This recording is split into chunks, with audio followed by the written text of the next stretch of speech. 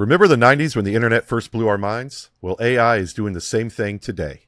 On this episode, just like how the web changed everything back then, AI is shaking up the world now. It's a little mysterious, a little exciting, and a lot of fun to talk about.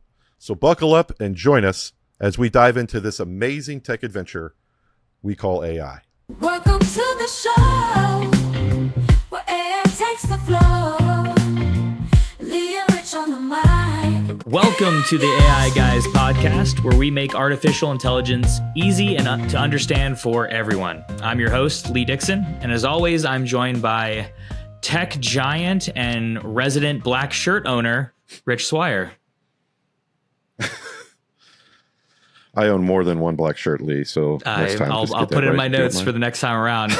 But today, we're not talking fashion. We're talking Internet 2.0. And I think that's where we're going to bring the full circle to a little bit of your history, Rich, and how you, I think, started the Internet, from what I heard back in the day. I think Al Gore used to talk about you and how AI kind of pulls those correlations. So if you want, let's kind of jump right into it. Yeah, me and Al go way back. No doubt. He took a lot of credit, but honestly, we, as we mentioned in the first episode, our passion here around AI is that, we work with it day to day. We've been involved in building out companies that leverage machine learning and today generative AI for the last 8 or 9 years. But, prior to us getting into that world, I started my first company right out of college. And I always like to draw parallels to the experience I went through when, really the internet was just getting started, when the first browser started to appear on the scene. This is even before broadband was widely available. And that's kind of how I entered into the scene. I built out a first ISP back in 94 and was playing around with broadband type technologies when I got acquired by Comcast, which is today known as Xfinity. And during that time, nobody really knew what the internet was. And honestly, it was very much like a few years back, when we were talking to businesses around AI, like nobody really understood exactly what it meant, how it would affect their business or even affect their lives. But today, all of a sudden, because it's become more in everybody's, wheelhouse with ChatGPT and a variety of other tools, it's exciting to see that same kind of buzz and that same kind of excitement, but fear that kind of I experienced back, 30 years ago, which, so those parallels are so easy to draw. And I've got, obviously tons of great stories about that. And I think one of the components of what we're trying to do with this podcast is, look back then and wrap that history of what happened to the internet, and we could probably within a project kind of what's going to come to us down the road with AI. You kind of alluded to it there that back in the 90s, it was probably approached as a fad for most people, right? Like, oh, there's no way this is going to stick. Like, what's the point of this, right? And you can get into talking a little bit about your first business and how that was, I think, looked at outside of just your circle who's using the internet a lot back then. But I mean, I remember family members well into the AOL days just being like, oh, you're still using that? Like, it's not going to be around forever. And just it is what it is. So it's pretty wild to see how AI has kind of gone from this novelty and like, oh, you can ask it to do a math question, or you can ask it to write a paper for you. You can do this and that, to where we're really seeing like applicable business, like deployment really taking hold right now in those early stages. Yeah. I mean, when I used to go around town, I started my business, I threw a modem bank together because I wanted to be able to email back and forth. There wasn't really much outside of AOL down here in Florida. So when I built out my first ISP, I was really doing it for almost like selfish stake, being selfish about wanting to have email back and forth with my friends. You came back to the dark ages of Sarasota, Florida, and you're just like, I don't want to start a lemonade stand. Exactly. Let me just spin up an internet business real quick. Yeah. I was spoiled up in the university because everybody, you had the broadband access to the internet there, but when you come home, you're dialing into a modem and everybody yelling at you because you're taking a phone line. But the cool thing, the aha moment I had when I launched that first business was how crazy it was to talk to people all around the world, and how easy it was for you to publish or put information up on the web and have other people see it. And, it was so mind blowing to me because, you typically live in a very small world and have a very small influence, and the people you meet, you're really only able to meet physically. But I remember thinking in my head, like, man, this is going to be massive. This is going to change everything. But when you would go talk to the average person, they just couldn't see it. They didn't understand, what this meant. Even people that it was so obvious, like some of my first clients were people that had, vacation rentals or hotels. And I'm sitting here telling them, like, this is how people are going to book their tickets. They're not going to go to travel agents anymore. And they just couldn't wrap their head around. I even went to Rooms to Go, believe it or not, which is like a furniture store for those who don't order their furniture from Amazon. And I went and I remember, I remember talking to the CTO, and I was like, hey, people are going to order furniture online. And he's like, what are you talking about? You're an idiot. Like, nobody's going to order a couch or a bed online. I'm like, bro, they're just going to do it. I mean, it's easier to do. And I was, practically kicked out of everywhere I went. And then when I would start talking about HTTPS, it reminds me of like when people say ChatGPT, they don't even know what GPT stands for. And it's the same thing. It was like people thought I had three heads, But now looking back, I mean, it's everything really. I mean, it's how we do business, it's how we live, it's how we access each other. And I think artificial intelligence has that same kind of potential. And that's honestly why I think I'm excited about this pod is, there's a lot to talk about, a lot of stories to tell about how AI could potentially evolve us into so many ways, right? And there's just not that many great resources out there that are really hitting on those key points. And so I'm super excited about diving into it. I'm super excited about getting some guests on here, people that from my past lives that I've worked with, whether it be from, leaders in the broadband world, leaders in the software world, and just super excited about getting to those. Yeah, I look back on just kind of where we're at, and it always seems that when it comes to tech, there's this lull of adoption that has to start taking place. Like someone has to be the first one to jump in the pool to show everyone like it's okay.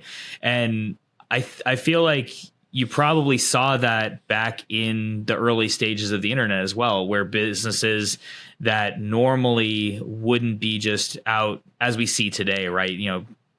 Taking huge swings and investing tons of money into different verticals just to see what pays off. Like, I mean, were you ever in a situation where you kind of found that maybe companies of their time were starting to invest heavily into the internet, and that's really what kind of made a light bulb go off? Like, oh man, we're riding this wave now.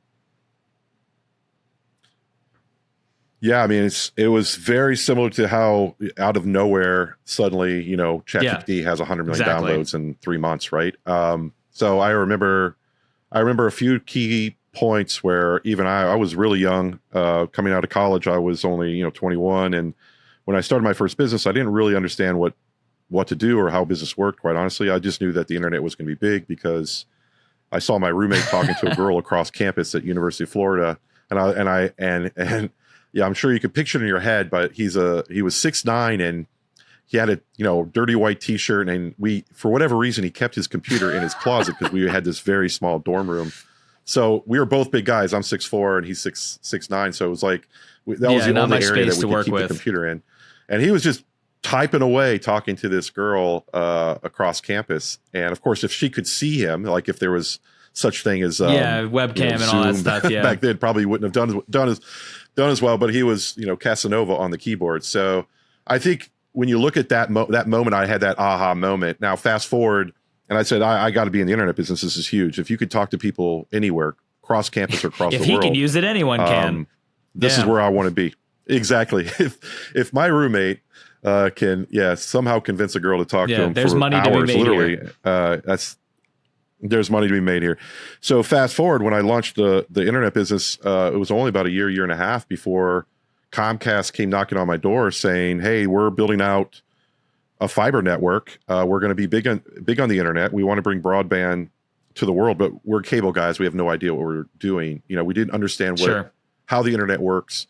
And at that time, my business has grown pretty quickly. It was pretty sizable. We had thousands of different businesses Rooms to online Go. They with us. Just were negatively against. Except Rooms to Go, which I got escorted out very nicely. Yeah.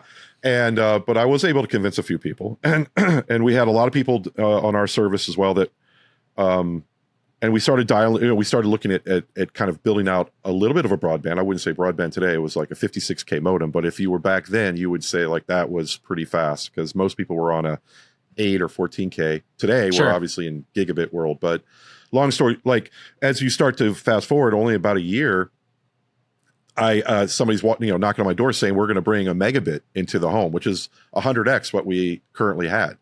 And after they acquired my business, it just seems Really like everything fast. happened in days and weeks, right?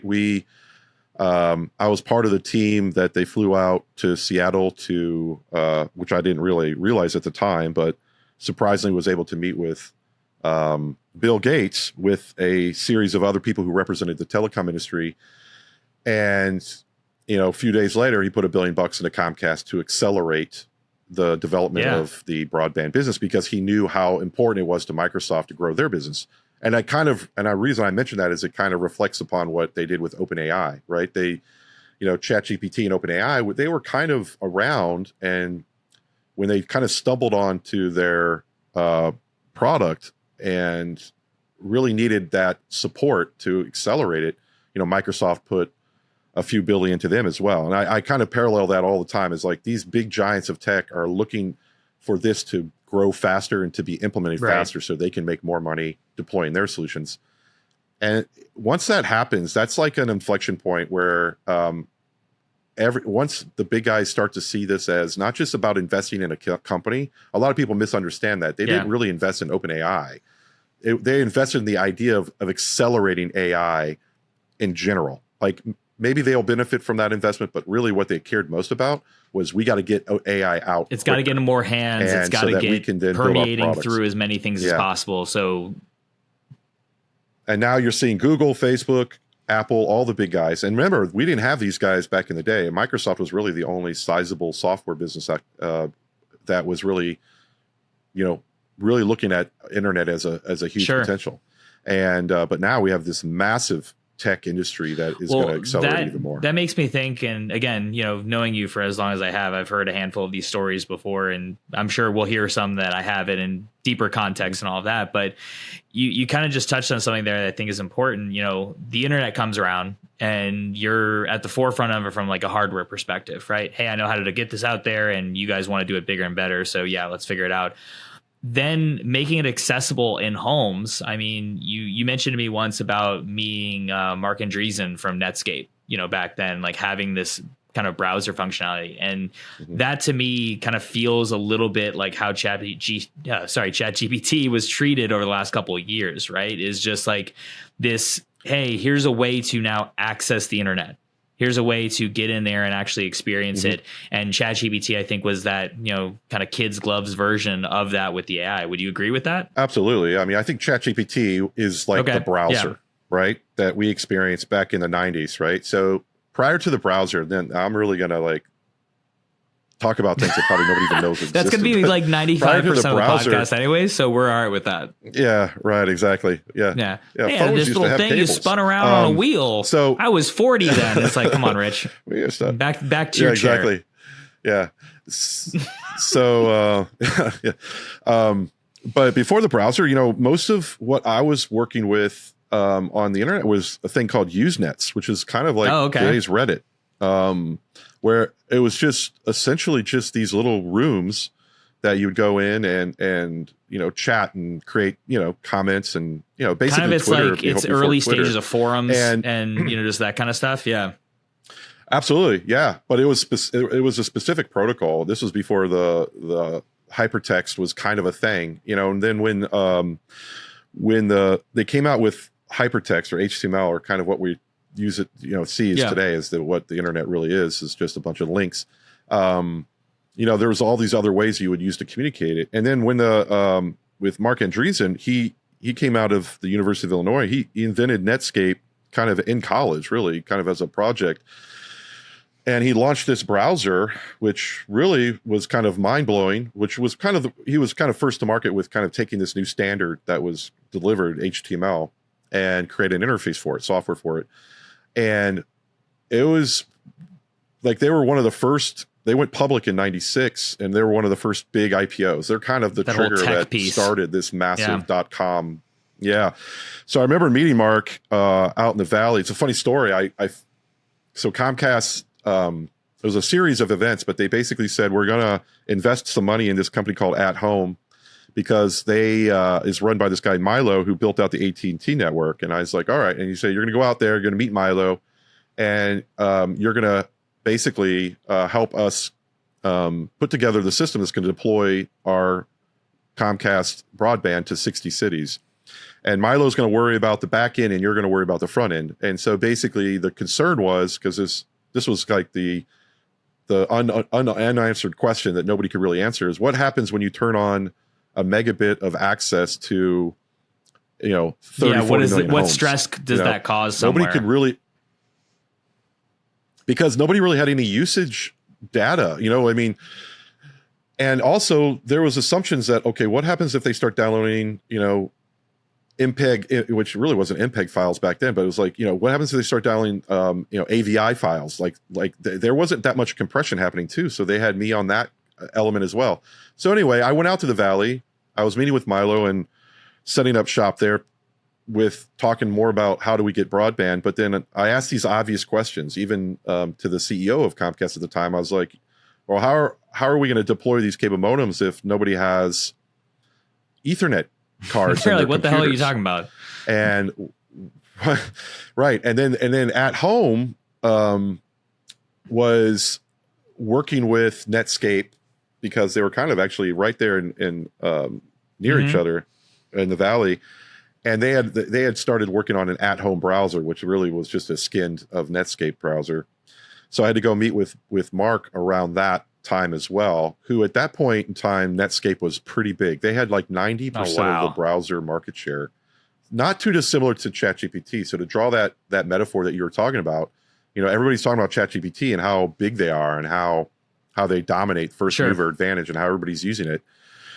But it's the same thing they were talking about Netscape. They were like, oh, how is anybody ever going to unseat Netscape as the number one browser? But lo and behold, small company that had yet started, Google, and even Microsoft, who actually was leveraging their operating system to kind of build a wedge, kind of a monopoly, but then they got their hand slapped by the government, which only prolonged the death of Netscape, really. But then once Google came into the picture with Chrome, you started seeing the market share go to zero. And it's primarily not because Netscape wasn't a better browser, it's because they took the eye off the ball and started building other products. But yeah, I mean, I draw that comparison because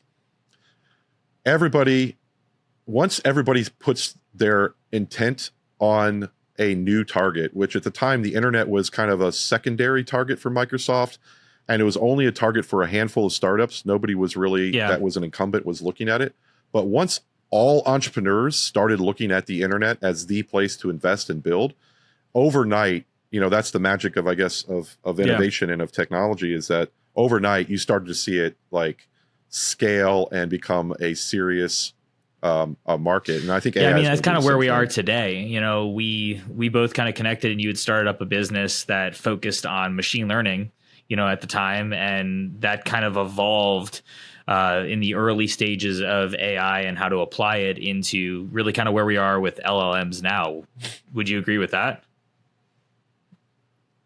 Yeah. So, I mean, I've got a mathematics background. That's what I went to school for. And, although I was fascinated by my roommate's chat with the opposite sex, I did. Being a math major, I'm sure that was the reason too. You're just like, what are you doing? Like, how do you talk to a girl? I was just, other than being jealous and inquisitive. I did other things on the internet. So so I think the progress of where I went from a mathematics background, I was always fascinated, and I did a little bit of research back in the day. It was called chaos theory, or now it's called complexity theory. But essentially it was this idea of predictive analytics. And I was always drawn to the idea of predicting future behavior based on past behavior. And mathematics, there's numerous models that revolve around that. And so that's obviously been like a side passion for me since college. But when I had the opportunity to get involved in a new business around 2000, I don't remember what it was, like 13, 14, using predictive analytics to predict future housing outcomes and transactions in the real estate business, I found it fascinating, and LLMs were not a thing yet. Google hadn't published their paper around, GPTs and transformers quite yet, but natural language processing was kind of coming up the rears. But machine learning, which is really what all this is based on, taking a past result and applications. looking at a future result, basically. That's exactly it. I mean, honestly, that's the core of all of this and it's actually kind of quite simple if you think about it, but it's actually in a weird way also very complex, because what it ultimately ends up meaning is that when you're building out these models and you're building out these kind of behaviors, you're also kind of thinking about the human, and we're obviously projecting ourselves onto these models because we're human. So obviously we think we're the greatest and smartest things on the world. So we build everything that almost as a mirror image, right? We started building out neural networks because, well, this is how the brain works. So obviously this is how computers should work. But what you realize is that, and I think we're in that interesting crossroads right now, is what we're witnessing with ChatGPT when we talk to ChatGPT and we feel like it's human and we feel like it's, another person talking back to us. Is that a reflection of how we built these systems, and therefore we're kind of defining it as AI or artificial intelligence because we feel that we're the standard bearer of intelligence? Or is it just really mimicry, right? And this is always been the challenge with mathematical models, is that you can only go so far before you start to realize that it really is more mimicry than it is, reasoning and what I would consider consciousness. So, we'll talk about this in future episodes, and I think there's so many fascinating ways you can dig into it. But when you talk about AI today and, machine learning and future behavior being predicted from past behavior, what we're witnessing with generative AI today with ChatGPT and other things, and even the project that we're working on with Rhea, what we're really witnessing, which is still a massive leap in innovation, is we're really witnessing this idea of simplification of data and information around us. And I think humans do an amazing job of doing that, right? We're very good at summarizing, whether it be through, talking or whether it even be through emotion or even through a feeling. And I think for the first time, we're starting to see that we can actually apply that to computers. And it's a super exciting time because we are on the threshold of like this massive, massive shift on how we interface with all technologies around us. And now we can finally talk or chat with these really complicated computer systems, which up until today, quite honestly, only really a handful of people were able to do it, whether it be a mathematics or using computational algorithms, or whether it be using, development, like your development, your coding, right? You're building software. Now everybody, and in a few years, probably most of us will be able to build off of these models and off of the technology that only a handful of us actually had access to as prior. Everything expands, it also compresses at the same time, becomes, more digestible. And I think that's what we're starting to see with this. But I mean, we covered a good amount today, I feel like, and there's plenty more to come in the series as we continue. So for those listening, we appreciate the time today. Make sure you hit that subscribe button so you don't miss out on any future episodes. And when it comes to our amazing sign off, as the AI guys, we might be seriously stupid, but we're also surprisingly smart. Thanks for your time today. Where air takes the floor, leaving rich on the mind, ready to explore.